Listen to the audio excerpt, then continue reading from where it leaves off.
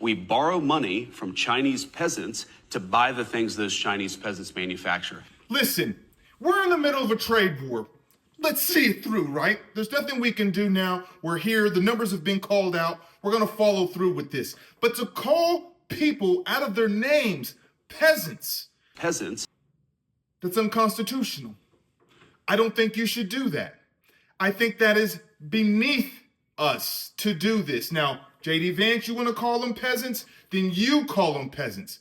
But I don't think you speak for the rest of the United States when doing this. Listen to this Chinese economist as he rips into Vance, defending his position on not just the economy, but they've got a personal history as well. You will know the comments from the Vice President, J.D. Vance, calling the Chinese peasants.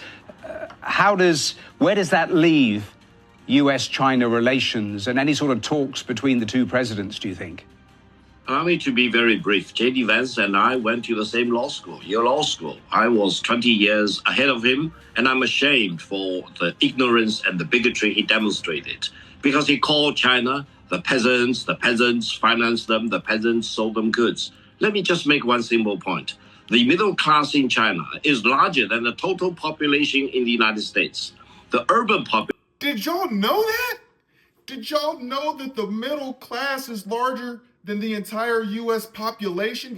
That hasn't been put into context for people. So when we think about China and swap meets and all these different things, sure, there are other pockets of poverty. Who doesn't have that? But when we look at the entire population, it's larger than ours, and that's just their middle class. Population in China is about 3 times as big as the total population of the United States. So my advice to my alumni at Yale Law School, J.D. Vance, is wake up, or you go back to school to study more diligently to avoid making yourself a fool in front of the world.